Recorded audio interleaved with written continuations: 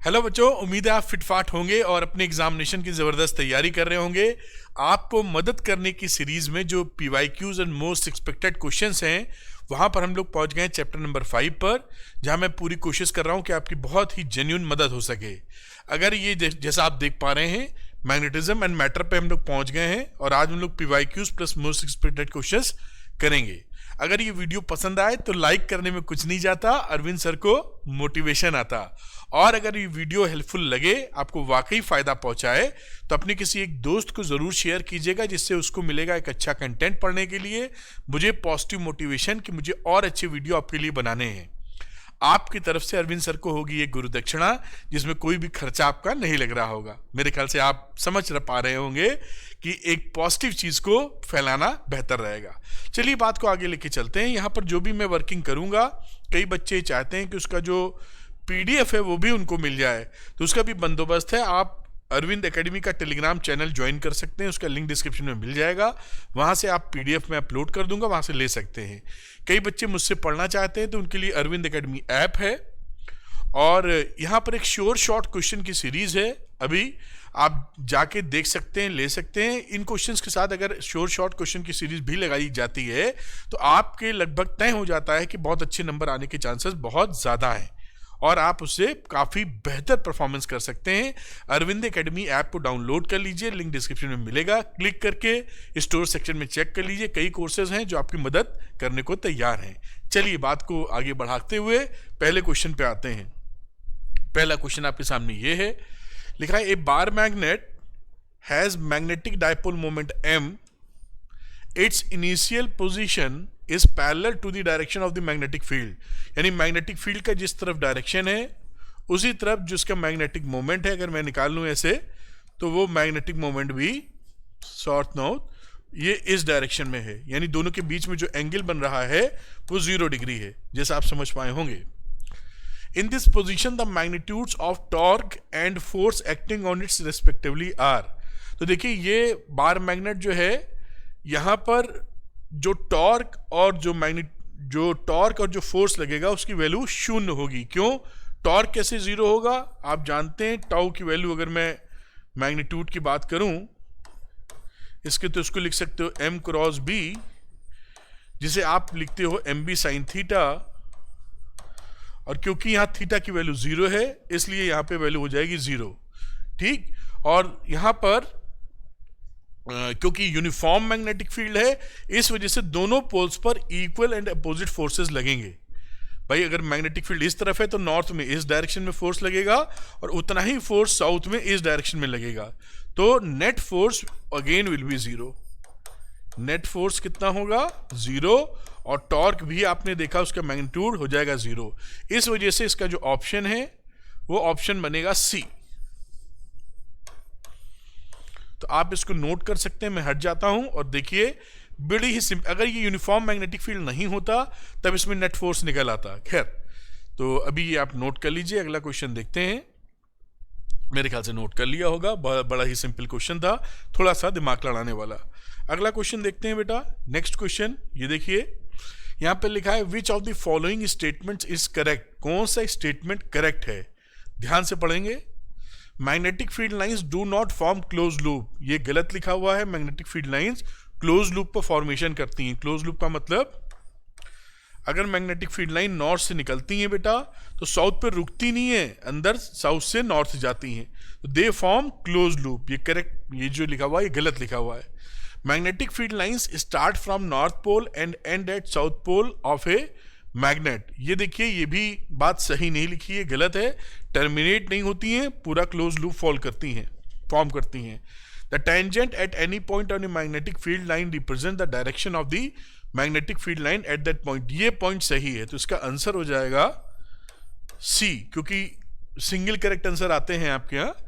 और to magnetic field lines में intersect each other, ये तो गलती है, आपस में कभी नहीं काट सकती, तो करेक्ट आंसर इज C। बाकी जो भी लिखा हुआ है वो गलत लिखा हुआ है, आप नोट करें। फिर हम लोग अगले सवाल की तरफ जाएंगे। इसको नोट कर लिया होगा आपने। नेक्स्ट क्वेश्चन देखते हैं बेटा।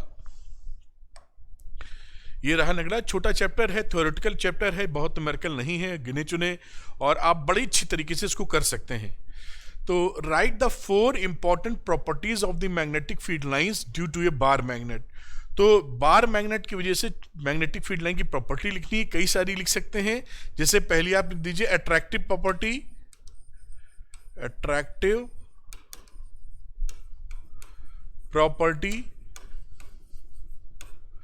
अब ये अगर इसके सामने आप कुछ आयरन के टुकड़े ले आए, आयरन फिलिंग्स ले आए, कुछ ऐसी चीजें ले आए, तो उसको वो अट्रैक्ट कर लेता है। तो ये इसकी अट्रैक्टिव प्रॉपर्टी है बार मैग्नेट की बात की जाए मैग्नेटिक फील्ड लाइंस की। दूसरी directive property, directive property. Directive property मतलब अगर इस बार मैग्नेट को आप फ्रीली सस्पेंड कर दें तो नॉर्थ साउथ डायरेक्शन में जाके रुकेगा, तो एक पर्टिकुलर डायरेक्शन में लिखता है, इसलिए इसको बोलते हैं डायरेक्टिव प्रॉपर्टीज। और इसके हमेशा ये डाइपोल्स, मैग्नेटिक पोल्स डाइपोल्स होते हैं। Magnetic poles always exist in dipole, यानी कि मोनोपोल एग्जिस्ट नहीं करते। हमेशा आपको क्या मिलेगा, साउथ के साथ नॉर्थ पोल मिलेगा ही मिलेगा, नॉर्थ के साथ साउथ मिलेगा।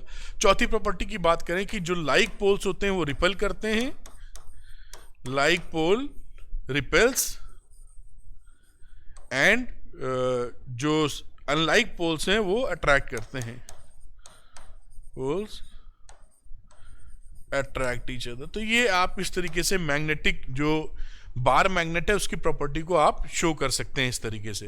तो ये कुछ पॉइंट्स है जो आसानी से लिख पाएंगे, कोई दिक्कत नहीं, मैं हट जाता हूं, नोट कर लीजिए, फिर अगला क्वेश्चन देखेंगे। बहुत ही आसानी से इसको कर पाएंगे आप। नेक्स्ट क्वेश्चन देखते हैं, अगला क्वेश्चन। और इस अगले क्वेश्चन में थोड़ा सा लगता है ये न्यूमेरिकल है। A bar magnet of magnetic moment, magnetic moment दे रखा है 6 joule per tesla, aligned at 60 degree, तो थीटा 1 दे रखा है 60 degree, with a uniform external magnetic field B की वैल्यू दे रखी है 0.44 टेस्ला। ठीक है, calculate the work done in turning the magnet to align its magnetic moment. Work done निकालने का जो फॉर्मूला होता है वो आपको मालूम होना चाहिए। Work done is equal to -mb cos theta 2 minus cos theta 1। ये इसका वर्क डन निकालने का फॉर्मूला है। पहले वाले पार्ट 1 की बात करते हैं। लिखा है कि normal to the magnetic field, यानी 60 डिग्री से थीटा 2 किधर कर देंगे, नॉर्मल, तो वैल्यू हो जाएगी वर्क डन की क्या, m is equal to -6, m की वैल्यू, b की वैल्यू 0.44, यहां रहा cos 90 डिग्री और यहां रहा cos 60 डिग्री। अब आगे -6 इंटू 0.44, cos 90 होता है 0 और ये हो गया हाफ। आप कैलकुलेट इसको करेंगे तो इसकी वैल्यू आ जाएगी 1.32 जूल। ये पहले वाले का आंसर बन गया, कुछ नहीं, सिंपल फॉर्मूले में पुट कर दीजिए। दूसरा क्या लिखा हुआ है देखिए, सेकंड पार्ट लिखा है opposite to the magnetic field. Opposite to the magnetic field ले जाने का मतलब क्या है, W is equal to -6 into 0.44, और अपोजिट ले जाएंगे तो cos 180 डिग्री रखेंगे, cos 180 degree minus cos 60 degree. तो यहां पर वैल्यू कितनी आ जाएगी, देखिए -6 इंटू 0.44, cos 180 होता है -1 और ये हो गया -हाफ। कैलकुलेट करने पे वैल्यू आ जाएगी 3.9296 जूल। ये सेकंड वाले का आंसर आ गया। आराम से फॉर्मूला लगाइए, कोई भी परेशानी नजर नहीं आएगी। इसका जो बी पार्ट है लिखा है कि the torque on the magnet in the final orientation. तो फाइनल ओरिएंटेशन में टॉर्क कितना है, तो टॉर्क की वैल्यू होती है mb साइन थीटा और यहां है 180 डिग्री, तो mb साइन 180 डिग्री जो की वैल्यू आ जाएगी 0। तो ये आपका सेकंड वाले पार्ट का आंसर आ जाएगा 0। इस तरह से ये छोटे मोटे सवाल आएंगे जो बड़े ही प्रेम से आप कर लेंगे। तो मैं हटता हूँ, इसको नोट कर लीजिए शांति से और देखिए एकदम सब सही होगा आपका। तो ये मैं हट जाता हूँ, इसको नोट डाउन कर लीजिए और अगले क्वेश्चन की तरफ चलते हैं। नोट कर लिया होगा इतनी देर में, या तो स्क्रीनशॉट या पॉज करके वीडियो, जैसे भी। अगली बात आपके सामने आती है बेटा कि state Gauss's law for magnetism, explain its significance. तो गॉस लॉ मैग्नेटिज्म के लिए क्या होता है, फाई की वैल्यू फ्लक्स और बी डॉट डी एस की वैल्यू हमेशा 0 होती है। ये क्या शो करता है, ये शो करता है कि कभी भी मोनोपोल एग्जिस्ट नहीं करते, केवल साउथ या केवल नॉर्थ आपको नहीं मिलेगा। मैग्नेट के सेंस में हमेशा डाइपोल एग्जिस्ट करेंगे। तो इसका सिग्निफिकेंस क्या है, monopole does not exist. Monopole does not exist का मतलब समझ गए होंगे, केवल साउथ या केवल नॉर्थ नहीं मिलेगा, हमेशा नॉर्थ साउथ दोनों मिलेंगे। जबकि चार्जेस के केस में प्लस चार्ज मिल सकता है अलग से और माइनस चार्ज भी अलग से मिल सकता है। खैर, आप इसको नोट कर पाए होंगे, नोट कर लीजिए, फिर आगे की चर्चा करेंगे। नोट कर लिया होगा आपने। अगला देखते हैं, अगले क्वेश्चन पे आते हैं बेटा। यहां पर देखिए, अबव क्यूरीज टेम्परेचर, क्यूरी के टेम्परेचर से ज्यादा अगर बढ़ते हैं तो क्या होगा, फेरोमैग्नेटिक मटेरियल बिकम्स डायमैग्नेटिक, यही सही लिखा हुआ है। और फिर फेरोमैग्नेटिक बिकम पैरामैग्नेटिक, डायमैग्नेटिक नहीं paramagnetic. Number 2 option is the correct one. हमारा जो फेरोमैग्नेटिक मटेरियल है, ferromagnetic material becomes paramagnetic above Curie temperature, above Curie's temperature। Option number B होगा, जहां लिखा है फेरोमैग्नेटिक सब्सटेंस बिकम पैरामैग्नेटिक। तो ये आपको जब आपने पढ़ा होगा क्यूरी टेम्परेचर, तो वहां पे ध्यान इसको दिया होगा। मैं हट जाता हूं, नोट कर लीजिए। अगला क्वेश्चन आपके लिए लेके आते हैं और देखते हैं अगले क्वेश्चन में क्या है। तो ये रहा अगला क्वेश्चन बेटा। इसमें लिखा हुआ है the magnetic field lines are fill in the bank by a diamagnetic substance. तो डायमैग्नेटिक सब्सटेंस जो मैग्नेटिक फील्ड लाइंस को होती हैं वो रिपेल करती हैं। इसके अंदर कई तरह के ऐसे सवाल मिलेंगे। तो diamagnetic substance, diamagnetic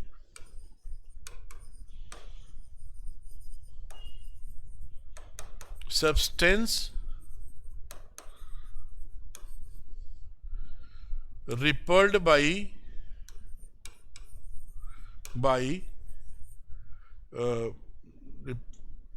diamagnetic substance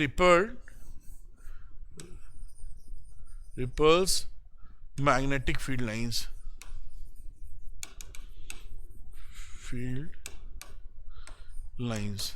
तो अब भी जब भी डायमैग्नेटिक सब्सटेंस, आप ये बहुत जगह डायग्राम में भी आएगा, डायमैग्नेटिक सब्सटेंस डालेंगे, डायमैग्नेटिक, तो मैग्नेटिक फील्ड लाइंस को क्या करेगा, ये रिपेल कर देगा कुछ इस तरीके से। ये डायग्राम अभी कई जगह आपको देखने को मिलेगा। तो डायमैग्नेटिक सब्सटेंस हमेशा क्या करता है, मैग्नेटिक फील्ड लाइंस को रिपेल कर देता है, और पैरामैग्नेटिक अपनी तरफ अट्रैक्ट करते हैं, फेरोमैग्नेटिक ज्यादा अट्रैक्ट करते हैं। खैर, इसको आप नोट कर लें, फिर अगली बात करते हैं। तो मेरे ख्याल से आपने नोट कर लिया होगा। अगला क्वेश्चन देखते हैं। नेक्स्ट क्वेश्चन बेटा, लिखा in what way is the behaviour of a diamagnetic material different from that of A paramagnetic when kept in an external magnetic field. जब भी एक्सटर्नल मैग्नेटिक फील्ड में रखा जाता है तो डायमैग्नेटिक जो मटेरियल होता है वो क्या करेगा, वीक एरिया में जाता है। डायमैग्नेटिक जो मटेरियल होगा वो कहां जाएगा, उस रीजन में ये जाना पसंद करेगा जो वीकर मैग्नेटिक फील्ड है। मतलब अगर मैं इस तरीके का एक नॉर्थ पोल रख दूं और ये साउथ लगा दूं और यहां पर डायमैग्नेटिक मटेरियल रख दूं इसके अंदर, तो डायमैग्नेटिक मटेरियल का कहां जाएगा, वीकर मैग्नेटिक फील्ड में। यानी ये इकट्ठा हो जाएगा ये इसके सेंटर पर। वीक मैग्नेटिक फील्ड यहां मिलेगा, पोल्स पे तो स्ट्रॉन्ग मैग्नेटिक फील्ड होता है। ये किसका बिहेवियर है, डायमैग्नेटिक का। और अगर यही पैरामैग्नेटिक आप ले लोगे तो पैरामैग्नेटिक मटेरियल आपको यहां हीप्स दिखाई पड़ेंगी नॉर्थ और साउथ की जगह, क्योंकि पैरामैग्नेटिक जो होता है मटेरियल वो जो ज्यादा मैग्नेटिक फील्ड वाला एरिया है उसको पसंद करता है। ये क्या कर रहा है, वीकर एरिया को पसंद करता है। ये इकट्ठा होगा in beaker area, in beaker magnetic field, और ये कहा जाएगा इन स्ट्रॉन्गर मैग्नेटिक फील्ड। उम्मीद है बात को समझ पा रहे होंगे आप। तो ये जो डायमैग्नेटिक मटेरियल होता है, जब भी आप कहीं रखते हो तो वो क्या खोजने को, कहाँ इकट्ठा होने की कोशिश करता है, जो वीक मैग्नेटिक फील्ड वाला एरिया है। और पैरामैग्नेटिक जहां पर स्ट्रांग है, तो पोल्स के पास स्ट्रांग होता है, इसलिए यहां इकट्ठा हो जाएगा। तो इसको नोट कर सकते हैं, क्या दोनों के सिस्टम में डिफरेंट है बिहेवियर में, ये मैंने शो किया है। नोट कर लिया होगा आपने। नेक्स्ट क्वेश्चन देखते हैं। देखिए next question, depict the behaviour of magnetic field lines in the presence of a diamagnetic material. ये भी बनाया भी था। जब भी आप डायमैग्नेटिक मटेरियल रखते हैं कहीं,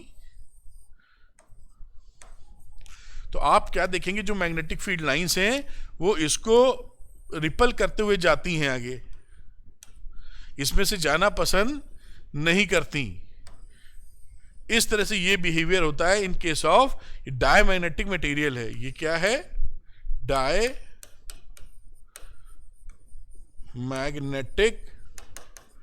मटेरियल। तो डायमैग्नेटिक मटेरियल में हमेशा जो मैग्नेटिक फील्ड लाइंस हैं वो इसको रिपेल करेंगी, इससे नहीं जाती, अलग होके जाती हैं। इसको नोट कर लीजिए, अगला क्वेश्चन देखने का प्रयास करेंगे। नोट कर लिया होगा आपने इतनी देर में। अगली बात देखते हैं। अब यहां पर देखिए ऐसे क्वेश्चंस काफी आते हैं एग्जाम में आपके। तो relative permeability of a material mu R दिया है 0.5।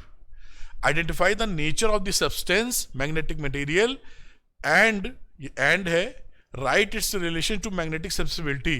देखिए ये रिलेशन आप याद रखिए कि ये जो म्यू आर की वैल्यू होती है 1 प्लस साई एम, ये सब्सिस्टिबिलिटी है, ये रिलेटिव परमेबिलिटी, ये लिखा हुआ है ना, ये रिलेटिव परमिएबिलिटी, ये है आपका म्यू आर, और ये क्या है, सब्सिस्टिबिलिटी। हमेशा ध्यान रखिए, बाकी बातें ये रिलेशन आपको पता होना चाहिए। सब्सिस्टिबिलिटी में अगर साई एम की वैल्यू निगेटिव है, छोटा निगेटिव है, तो वो डायमैग्नेटिव है, छोटा पॉजिटिव है तो वो पैरामैग्नेटिव है, और अगर ज्यादा बड़ा पॉजिटिव है तो फेरोमैग्नेटिक है। इसको याद रखेंगे तो काम बन जाएगा। यहां पर देखिए म्यू आर की वैल्यू अगर मैं यहां पे 5 डाल दूं तो 5 is equal to 1 plus psi M. तो साई एम की वैल्यू क्या मिल गई, लेस देन 0, निगेटिव। ये लेस देन 0 कहां मिल गई, हाँ 0.5 है, सॉरी ये 0.5 है। तो यहां पे देखिए 0.5,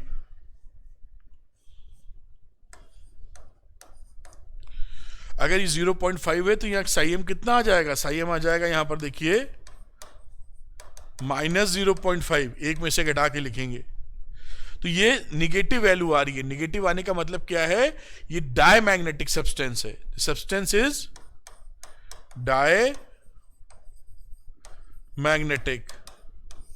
अगर ये पॉजिटिव होती छोटे में तो पैरामैग्नेटिक, और अगर पॉजिटिव होती बड़े में तो फेरोमैग्नेटिक। इस तरह इसको याद रखा जा सकता है जो मैंने आपको बताया। ध्यान रखिए और सारे सवालों को सही बनाते चलिए। तो मेरे ख्याल से आप इसको नोट कर पाए होंगे। अगला क्वेश्चन लेते हैं। आइए, अब यहां लिखा हुआ है कि give 2 point of distinguish between A paramagnetic and diamagnetic substance. तो पैरामैग्नेटिक डायमैग्नेटिक में तो पहला वही हो जाएगा कि paramagnetic substance is feebly attracted by magnets, जो पैरामैग्नेट होते हैं। तो पैरामैग्नेटिक सब्सटेंस, और यहां रही डायमैग्नेटिक।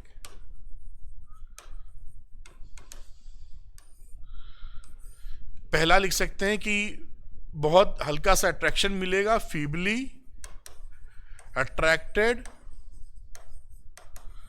By magnets. यहां पर क्या है, repelled, feebly repelled by magnets. यहां मैग्नेटाइजेशन की value small positive, value of susceptibility है मैग्नेटाइजेशन कह दीजिए, value of magnetisation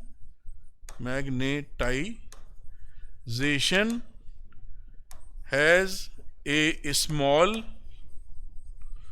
positive value, और ये मैग्नेटाइजेशन क्या होगा, स्मॉल नेगेटिव वैल्यू। यहां पर स्मॉल नेगेटिव वैल्यू, अभी जो बात की थी या साईएम से देख लीजिए, साईएम भी सब्स्टिटेबिलिटी बताता है। अगर स्मॉल नेगेटिव तो डायमैग्नेटिक, स्मॉल पॉजिटिव तो पैरामैग्नेटिक। ये इस तरह आप नोट कर सकते हैं। और भी कई सारे पॉइंट है, थ्योरेटिकल क्वेश्चन है, तो आप इससे बहुत कुछ जानकारी, मतलब जो पढ़ा है आपने वो इसके अंदर लिख पाएंगे। अगली चीज देखते हैं बेटा, आइए अगले क्वेश्चन की बात। तो लिखा है depict the behaviour of magnetic field lines with A diamagnetic material and A paramagnetic material. Paramagnetic और डायमैग्नेटिक के लिए मैग्नेटिक फील्ड लाइंस का जिक्र कर रहे हैं। जब एक्सटर्नल मैग्नेटिक फील्ड में रखा जाए, mention briefly the properties of this materials which explain this distinguished behaviour. इस सवाल में बेटा, जैसे कि आप जानते हैं, मैंने बात भी की थी, अगर ये डायमैग्नेटिक सब्सटेंस है तो यहां से मैग्नेटिक फील्ड लाइंस इसको छोड़ के चली जाएंगी, और अगर ये पैरामैग्नेटिक सब्सटेंस है तो मैग्नेटिक फील्ड लाइंस इससे जाना पसंद करती हैं, इससे जाना पसंद करेंगी, कुछ बाहर से भी जाएंगी, अधिकतर इससे जाना पसंद करेंगी। तो ये पैरामैग्नेटिक का है, पैरामैग्नेटिक, और ये डायमैग्नेटिक मैग्नेटिक सब्सटेंस। ये जो मैंने डायग्राम बनाया है, ये डायग्राम आपको अक्सर कहीं ना कहीं मिल जरूर जाएगा जब भी आप इसको पढ़ रहे होंगे, ये क्वेश्चन पेपर में। और इसका रीजन क्या है, ये रीजन मैंने ये लिख दिया है कि atom molecules of a diamagnetic substance contain even number of electrons and their electrons form the pair of opposite spin, तो कैंसिलेशन में चले जाते हैं। while the atom molecules of a paramagnetic substance have excess of electrons spinning in the same direction। तो ये कारण हो गया ब्रीफ, और ये क्या घटना घट रही है उसकी बातचीत हो गई। इसको नोट कर लीजिए। अगला क्वेश्चन देखते हैं। तो नेक्स्ट क्वेश्चन की तरफ बढ़ते हैं बेटा, जहां पर ये क्वेश्चन देखिए आपके सामने ही ले आए हैं। लिखा है right the 3 points of differences. इसके बाद भी यही स्लाइड है क्या? नहीं। तो यहां पर ये क्या है, ये मैंने इसलिए लिखा कि इतना लिखने में काफी वक्त जाता। तो write 3 point of differences between paramagnetic and ferromagnetic material given one example for each. Para, dia, ferro, ये तीनों समझ लीजिए आप। तो ये पैरा के बाद डाई भी है बीच में, पैरा, डाई एंड फेरो। तो ये डिफरेंस आप जैसा देख पा रहे हैं, paramagnetic, diamagnetic, ferromagnetic substance are feebly attracted by the magnets, sodium, calcium, magnesium etcetera, and liquid sodium paramagnetic है। यहां पर ये फीबली रिपल्ड बाय मैग्नेट्स जैसा लिखा हुआ है, देखिए कुछ एग्जांपल्स आपके कई सारे जो याद रख सकते हैं आप। फेरोमैग्नेटिक पे स्ट्रांगली अट्रैक्टेड, जैसे आयरन, कोबाल्ट, निकिल, याद रखिए एग्जामिनेशन के लिए। Chi m is small positive and varies inversely with the temperature. Chi m हमारी छोटी होगी, पॉजिटिव होगी, और 1/T से वेरी करेगी। सब्स्टिटेबिलिटी इज स्मॉल और साथ में नेगेटिव होगी, एंड टेम्परेचर से इंडिपेंडेंट होगी। टेम्परेचर से इसका कोई लेना देना नहीं है डायमैग्नेटिक वाले का। फिर chi m is very large, positive and temperature dependent. ये भी टेम्परेचर डिपेंडेंट है लेकिन लार्ज और पॉजिटिव इन नेचर है। सब्स्टिटेबिलिटी की बात कर रहे हैं। Mu R is slightly greater than unity, mu R is slightly greater than unity. Relative permeability, mu R is slightly lesser than unity, एक से थोड़ा सा कम। Mu R is much greater than unity, ये इसकी कहानी है। तो ये तीनों का डिफरेंस है जो आपके दिमाग में रहना चाहिए। मैं हटता हूं, नोट कर लें, और ये आपके काम, मतलब ये आपको पता होना चाहिए। चलिए अगली क्वेश्चन को पिकअप करते हैं और देखते हैं उसमें हमारे लिए क्या है। ये रहा, इसमें लिखा हुआ है the susceptibility of a magnetic material is 0.9853, छोटा और पॉजिटिव है। Identify the type of magnetic material. अब ये देखिए, ये साईएम की वैल्यू यही है ना, सब्सिस्टेबिलिटी, हाँ, ये स्मॉल एंड पॉजिटिव, तो ये क्या हो गया, ये मटेरियल पैरामैग्नेटिक हो गया, पैरा मैग्नेटिक मटेरियल, पैरामैग्नेटिक हो गया। अब लिखा है कि draw the modification of the field pattern on keeping a piece of this material in a uniform magnetic field. अब ये देखिए, एक अगर मैग्नेटिक फील्ड आप बनाएं, उसमें ये मटेरियल रखें ऐसे पैरामैग्नेटिक वाला, तो मैग्नेटिक फील्ड लाइंस कैसी जाएंगी, कोशिश करती हैं कि इससे कुछ पास हो जाएं, पसंद करती हैं इसको।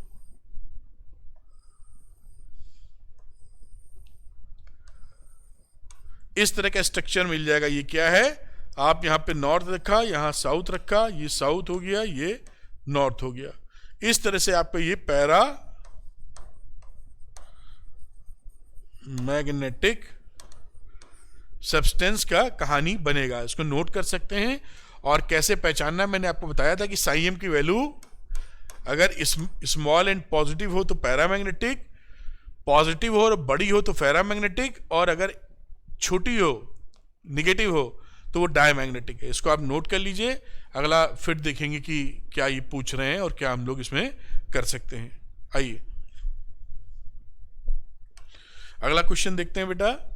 इसमें है show diagrammatically the behaviour of magnetic field lines in the presence of paramagnetic and diamagnetic substance, how does one explain this distinguished feature. ये वही चीज कहानी हो गई। अगर आपके पास पैरामैग्नेटिक फील्ड लाइंस हैं तो यहां पर इस तरह से पास हो जाएंगी, कुछ बाहर से भी जाएंगी। अगर ये आपका पैरामैग्नेटिक है, पैरा मैग्नेटिक मटेरियल, और यहीं पर अगर आपका डायमैग्नेटिक मटेरियल है तो यहां पर मैग्नेटिक फील्ड लाइंस इसको छोड़कर चली जाती हैं। ऐसे ये डायमैग्नेटिक मटेरियल है। अगर यहां पे आप नॉर्थ साउथ रखे हैं तो डाई मैग्नेटिक, तो डायमैग्नेटिक पैरामैग्नेटिक आप समझ गए होंगे। ये चीज हमें पकड़ के रखनी चाहिए। हट जाता हूं, इसको नोट कर ले आप।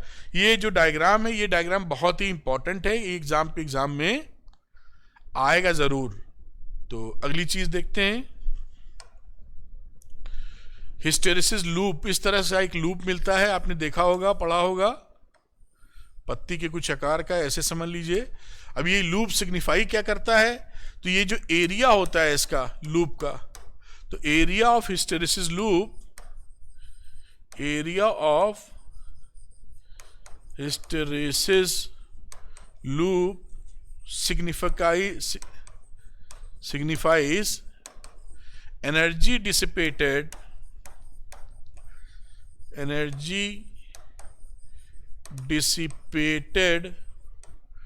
per unit volume पर साइकिल। और ये ट्रांसफार्मर वगैरह जो विद्युत विभाग वाले खरीदते हैं उसमें ये हिस्टेरिसिस लूप मानते हैं, जिसमें लूप का एरिया ज़्यादा होगा वो एनर्जी वहाँ पर उतनी डिसिपेट यानी वेस्टेज में जाएगी।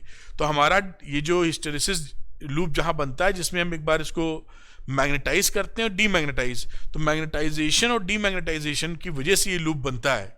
तो वहाँ पर हमारी एनर्जी का वेस्टेज कम होना चाहिए, यानी हिस्टेरिसिस लूप का एरिया हमारा कम होना चाहिए, पतला होना चाहिए लूप। ये बड़ा बना है ना, इस तरह से अगर होगा तो ज़्यादा बेहतर स्थिति होगी कि इसमें जो एरिया आएगा वो कम आएगा। और हमारा कोई भी चीज़, जैसे ट्रांसफार्मर के अंदर एक बार मैग्नेटाइजेशन होता है, एक बार डीमैग्नेटाइजेशन, तो मैग्नेटाइजेशन होकर डीमैग्नेटाइजेशन होकर फिर मैग्नेटाइज होने में हमारी एनर्जी कम वेस्ट जाएगी, इसमें ज़्यादा वेस्ट जाएगी। ये हिस्टेरिसिस लूप का मतलब है। आगे डिटेल में चर्चा कभी और करेंगे, इसको आप नोट कर लीजिए। फिर अगला पॉइंट लेते हैं, अगला सवाल लेते हैं। ये अगला क्वेश्चन बेटा लिखा है, if chi stands for the magnetic susceptibility of a given material, identify the class of material for which. अब आप यहां पर देखिए ये निगेटिव वैल्यू दिख रही है, तो ये डायमैग्नेटिक हो गई, डायमैग्नेटिक सब्सटेंस। और यहां पर देखिए ये पॉजिटिव है और छोटा नंबर है, तो ये पैरामैग्नेटिक है, पैरामैग्नेटिक सब्सटेंस।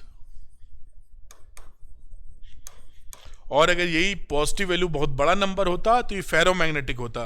तो ये मैं बता चुका हूं, ये सवाल आता रहता है, इसको आप नोट करें, फिर अगला हम लोग बनाएंगे। मेरे ख्याल से नोट आपने कर लिया होगा। नेक्स्ट क्वेश्चन देखते हैं बेटा, आइए। अगला क्वेश्चन लिखा, the magnetic needle has a magnetic moment, I की वैल्यू दे रखी है this one, and moment of inertia, ये मोमेंट ऑफ इनर्शिया ये दे रखा है, एम दे रखा है वो, और ये आई। इट परफॉर्म्स 10 ऑक्सीलेशन इन इतने second, 10 oscillation in 6.70 second. What is the magnitude of the magnetic field? तो हम ये जानते हैं, जो टी का फॉर्मूला होता है वो होता है 2 pi into under root I upon M B. अब यहां पे वैल्यू लगा दी जाए तो 10 ऑक्सीलेशन में इतना है, तो एक ऑक्सीलेशन का टाइम पीरियड क्या रहा, वो रहा 6.70 अपॉन 10। एक ऑक्सीलेशन का वैल्यू रही 2 पाई, आई की वैल्यू हो गई 7.5 इंटू 10 की पावर -6, एम है 6.7 इंटू 10 की पावर -2, और साथ में है बी। अब यहां से जब सॉल्व करेंगे तो बी की वैल्यू आ जाएगी अप्रॉक्सीमेटली 0.01 टेस्ला।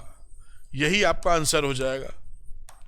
किस तरह किया जा रहा है वो मैंने बता दिया, कैलकुलेशन आप कर ही पाएंगे। इस तरीके से सवाल निकलेगा। मैं हटता हूं, उसको नोट कर लें, फिर अगला सवाल देखेंगे। मेरे ख्याल से आपने नोट कर लिया होगा। नेक्स्ट क्वेश्चन की तरफ आते हैं, आइए। अब ये थोड़ा सा सवाल बड़ा सा लग रहा है सरल। तो a circular loop of 16 turn, 16 turn का लूप है, कई सारे टन है, मतलब 16 लूप हैं इसके अंदर, n बराबर 16, and radius 10 centimetre, carrying a current of 0.75, rest with its plane normal to the external field of magnitude this one. ये जो प्लेन है, ये प्लेन नॉर्मल टू दी, इधर से अगर ये जा रहा है मैग्नेटिक फील्ड तो उसके नॉर्मल है। m की वैल्यू निकालना चाहें अगर, तो m होता है NIA, और n था यहां पर 16, i है 0.75, और एरिया क्या दे रखा है, दिया है आगे दिया होगा लगता है, तो कितना है NIA, और a की वैल्यू दे रखी है कुछ, रेडियस कुछ दे रखा हो, कहाँ के 10 सेंटीमीटर की रेडियस है, तो ये हो गया पाई आर स्क्वायर इंटू पाई 0.1 का स्क्वायर, पाई आर स्क्वायर इसका एरिया। अब इसको जब सॉल्व करोगे तो यहाँ m की वैल्यू आ जाएगी कितनी, 0.3768 एम्पियर मीटर स्क्वायर, ये तो m मिल गया। ठीक, आगे देखते हैं। The coil is free to turn about an axis, वो कॉइल मूव कर सकता है ऐसे perpendicular to field direction when the coil is turn slightly and released. इसको थोड़ा सा ऐसे घुमा के छोड़ा जाता है तो ऑक्सीलेट करेगा, oxalates about is stable equilibrium with A frequency of 2 पर सेकेंड, फ्रीक्वेंसी 2 की है पर second. What is the moment of inertia of the coil about the fix rotation? तो हम जानते हैं जो t की वैल्यू थी, अभी लिखा था 2 pi under root I upon M B, ये फॉर्मूला तो हमको रखना ही पड़ेगा। फ्रीक्वेंसी की बात की तो फ्रीक्वेंसी हो जाती है यहाँ पर nu is equal to 1 upon T, 1 upon T का मतलब 1 upon 2 pi under root M B upon I. कुछ नहीं है, इसी को उल्टा कर दिया और कुछ नहीं किया है, बहुत आसानी से आप कर सकते हैं। अब यहां पर हमें निकालनी है आई, मोमेंट ऑफ इनर्शिया निकालना था आई, तो आई की वैल्यू क्या हो जाएगी, 1 अपॉन 4 पाई आर स्क्वायर ये आई ऊपर गया 1/4πa² m into B upon nu का स्क्वायर। इस न्यू से देखिएगा ये वैल्यू, अब यहाँ पे वैल्यू डाल दीजिए, आई इज इक्वल टू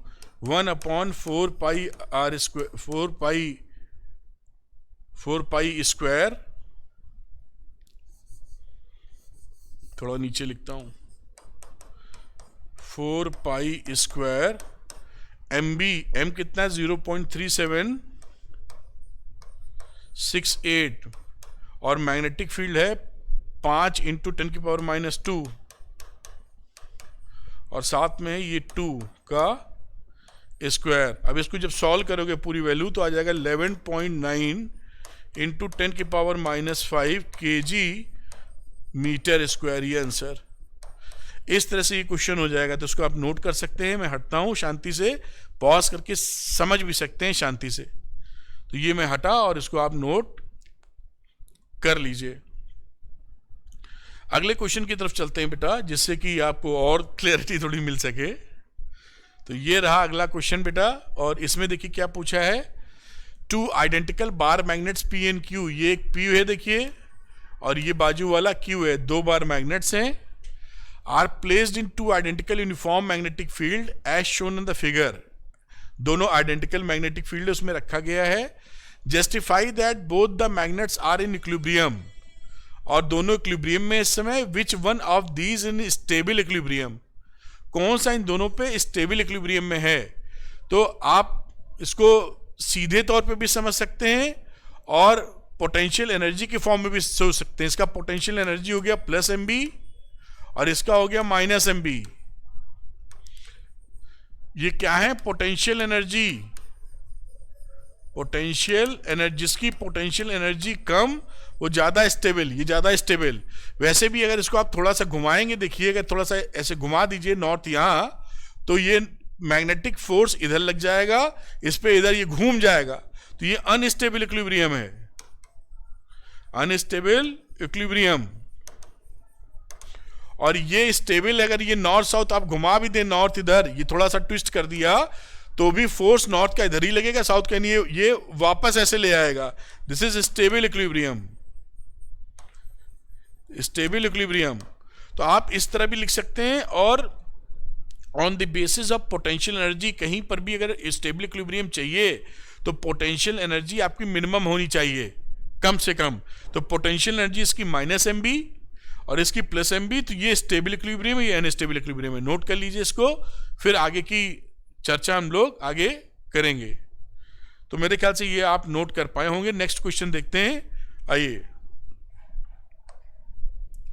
अब एक अगला क्वेश्चन है, a short bar magnet of magnetic moment m, magnetic moment दे रखा है, is placed in a uniform external magnetic field, ये b की वैल्यू भी दे रखी है।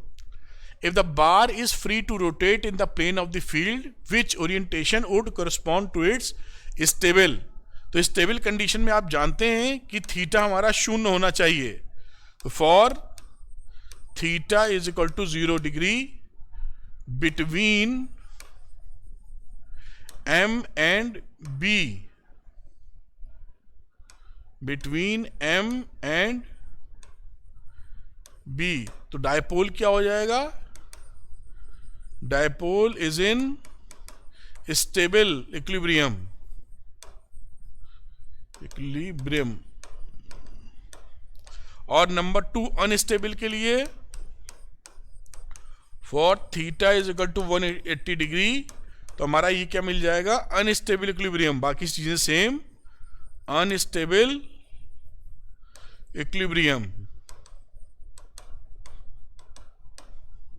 ये आगे देखते हैं, स्टेबल एंड अनस्टेबल इक्विलिब्रियम हो गया। What is the potential energy of the magnet in each case. तो पोटेंशियल एनर्जी ईच केस की बात की जाए तो इसकी बात करें तो U is equal to -m.b,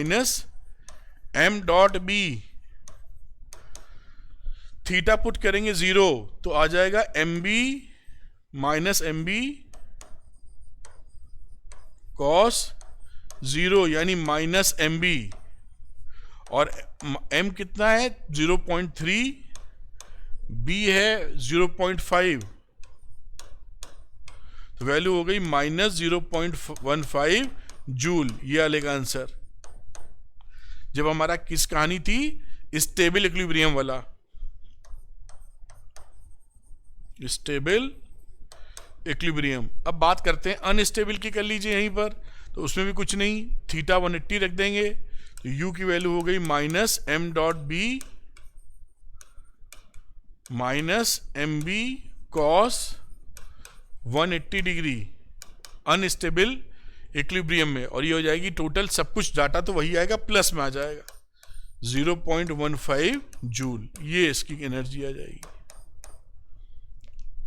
तो व्हाट इज द, अच्छा हमने तो एनर्जी निकाली है, अच्छा ये निकाला है पोटेंशियल एनर्जी। अब कह रहा है what is the torque on magnet in each case, हमें टॉर्क भी निकालना है।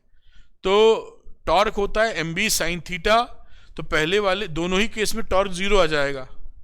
Torque will be mb sin theta, तो दोनों ही case, for both the cases, both the cases, क्योंकि थीटा एक बार डालोगे 0 डिग्री या थीटा डालोगे 180 डिग्री, तो साइन की वैल्यू दोनों ही केस में 0 मिलेगी। तो torque will B 0 in both the cases, लेकिन पोटेंशियल एनर्जी और स्टेबल इक्विलिब्रियम मिलेगा। क्योंकि अगर टॉर्क मिल रहा होता तो इस इक्विलिब्रियम होते ही कैसे घुमा देता है उसको वो। इसलिए दोनों ही केसेस में टॉर्क 0 है, लेकिन पोटेंशियल एनर्जी एक की मिनिमम है स्टेबल वाले के लिए, और एक के लिए ज्यादा है जो अनस्टेबल इक्विलिब्रियम दे रहा है। तो इसको आप नोट कर सकते हैं। अगला क्वेश्चन हम लोग देखते हैं, मेरे ख्याल से इसको आप नोट कर पाए होंगे। नेक्स्ट क्वेश्चन देख लेते हैं बेटा, आइए अगला क्वेश्चन देखते हैं इसको। तो लिखा हुआ है a bar magnet of magnetic moment 5 ampere metre square is 20 centimetre long, calculate its pole strength. तो पोल स्ट्रेंथ क्या हो जाएगी आप निकालें, तो m is equal to m into 2l। ये फॉर्मूला हम लोग को पता है। m की वैल्यू हो गई 5, m मालूम नहीं है, और l है 20।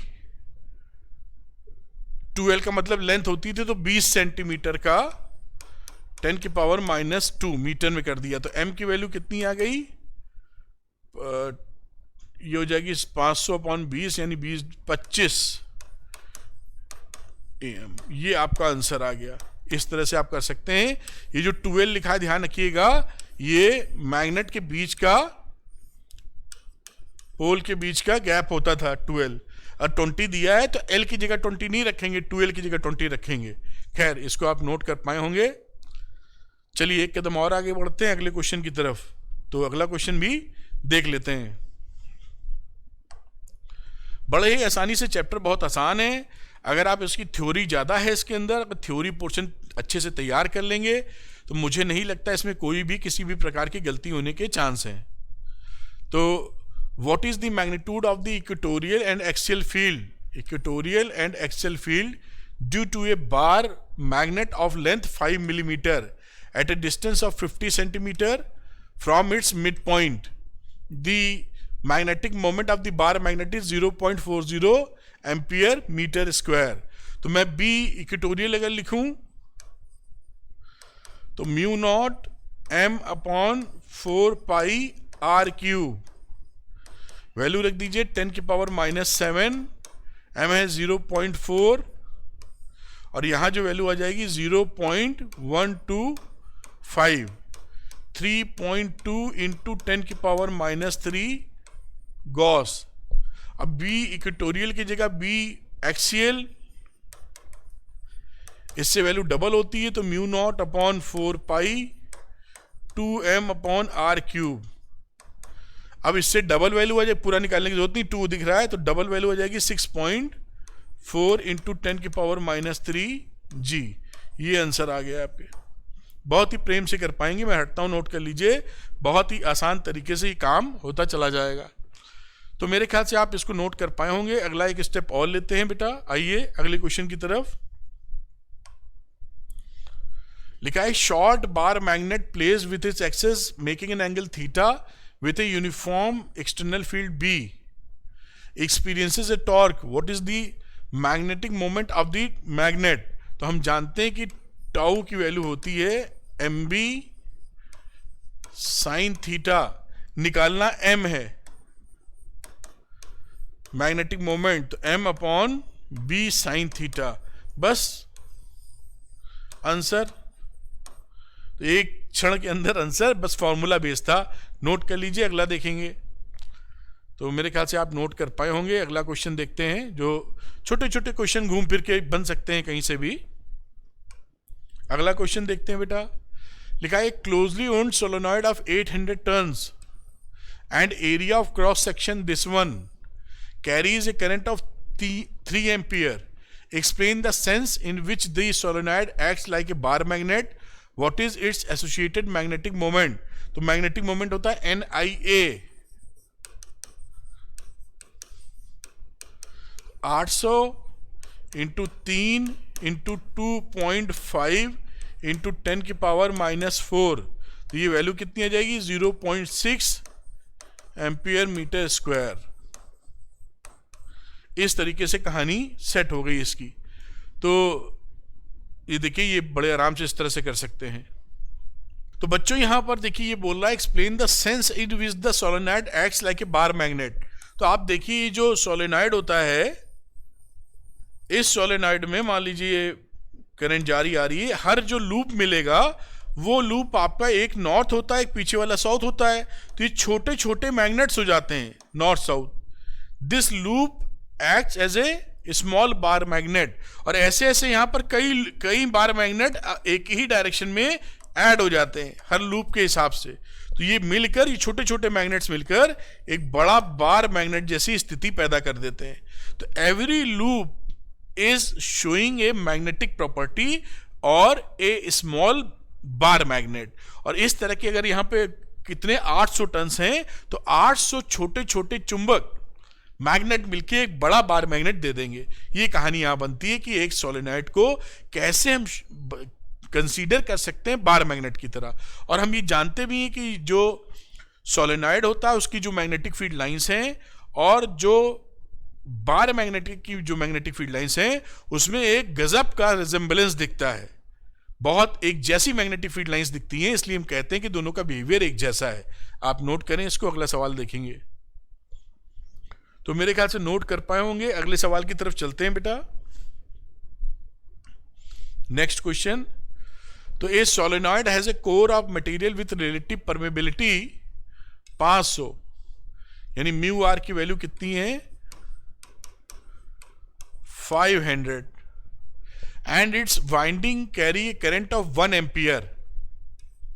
The number of turns of the solenoid is 500 per meter, यानी यहां पर n भी दे रखा है 500 टर्न्स पर मीटर, और करंट की वैल्यू दे रखी है 1 एम्पियर। ये डाटा हमको दे रखे हैं। What is the magnetization of the material nearly? Magnetization निकालना है, तो उससे पहले हम लोग निकालते हैं म्यू आर। मैग्नेटाइजेशन का मतलब यहां पे लिखिए आप मैग्नेटाइजेशन, फॉर्मूला याद होना होगा। एम की वैल्यू है साई एच के बराबर है। और अब हम साई के निकालने की चर्चा करेंगे, तो पहले यहां पे लिखिए mu R is equal to 1 plus psi. तो साई की वैल्यू हो गई म्यू आर -1, और इस म्यू आर -1 को यहां पुट कर दीजिए। तो मैग्नेटाइजेशन हो गया म्यू आर -1 इंटू एच। अब यहां पर वैल्यू रख दी जाए, तो म्यू आर है 500 -1 इंटू 500, 500 -1 इंटू 500। ये वैल्यू जो थी सारी वैल्यू यहां पर रख दी हैं। और ये H is equal to NI होता है, तो ये H बराबर NI था, तो N था 500 और करंट थी 1, इसलिए ये 500 एम्पियर पर मीटर आया है। तो ये जो H की वैल्यू है वो यहाँ पर ऐसे रख देते हैं। चलो, अभी ये हो जाएगी 499 इंटू 500, यानी 2.495 इंटू 10 की पावर 5 एम्पियर पर मीटर, या अप्रॉक्सीमेटली कह सकते हैं 2.5 इंटू 10 की पावर 5 एम्पियर पर मीटर। इस तरीके से ये फॉर्मूले याद रखिएगा, ये बड़े काम के हैं और सारे जो लगते हैं छोटे छोटे हैं, कोई दम नहीं है, आसानी से कर पाएंगे। तो नोट कर लीजिए, फिर अगली चीज़ देखेंगे हम लोग। तो मेरे ख्याल से आप इसको नोट कर पाए होंगे। नेक्स्ट क्वेश्चन फिर से देख लेते हैं क्या हमारे लिए है। अगला क्वेश्चन देखते हैं बेटा। यहां पर बोला गया है draw a diagrams to depict the behaviour of the magnetic field lines near a bar magnet.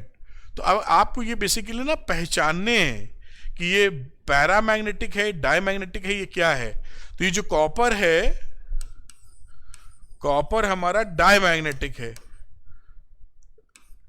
Diamagnetic. अब डायमैग्नेटिक बिहेवियर है तो कहीं भी इसको रखोगे तो मैग्नेटिक फील्ड लाइंस इसको छोड़ के चली जाएंगी। ठीक। दूसरी बात क्या है, एल्यूमिनियम, तो एल्यूमिनियम पैरामैग्नेटिक है। ये कॉपर हो गया, एल्यूमिनियम ये हमारी पैरामैग्नेटिक है, पैरामैग्नेटिक। पैरामैग्नेटिक में आप जानते ही हैं कि जो मैग्नेटिक फील्ड लाइंस होंगी वो इससे पास होती हुई जाएंगी। कई बार हम लोग बना चुके हैं ये फिगर। ये पैरामैग्नेटिक की बात हो गई in the case of aluminium. और ये जो मरकरी है, जब ये कूल्ड किया जाएगा 4.2 केल्विन तक तो ये बन जाता है सुपर कंडक्टर। तो सुपर कंडक्टर का बिहेवियर कॉपर की तरह हो जाएगा। तो in the case of third one mercury, ये भी बिहेव करेगा like a diamagnetic super conductor. जो मेजनर इफेक्ट आप बात करते हैं जिसकी, यानी इस मटेरियल को मैग्नेटिक फील्ड लाइंस छोड़ के जाना शुरू कर देंगी इस तरह से। तो ये मैं हट जाता हूं, आप इसको नोट कर लीजिए ये। और इस तरीके से जो इसमें जो भी क्वेश्चंस पीवाईक्यूज बनते थे अभी सिलेबस को देखते हुए मैंने सारे कवर करने की कोशिश किए हैं। और इसका अगर आप पीडीएफ चाहते हैं तो पीडीएफ के लिए अरविंद एकेडमी का टेलीग्राम चैनल है, उसको ज्वाइन कर सकते हैं, लिंक दिया है डिस्क्रिप्शन के अंदर। कुछ बच्चे मुझसे पढ़ना चाहते हैं या श्योर शॉर्ट क्वेश्चन की जो सीरीज है वो आपको अरविंद एकेडमी ऐप में मिल जाएगी। अरविंद एकेडमी ऐप का लिंक डिस्क्रिप्शन में है, क्लिक करके ज्वाइन कर लीजिए और डाउनलोड कर लीजिए और स्टोर सेक्शन में चेक कीजिए, वहाँ कई ऐसे कोर्सेज हैं जो आपको बहुत ज़्यादा हेल्प कर सकते हैं। श्योर शॉर्ट वाला क्वेश्चन तो बिल्कुल ही आपको लगाना चाहिए। Thank you very much, wish you all the best. मिलते हैं अगले वीडियो में। God bless you.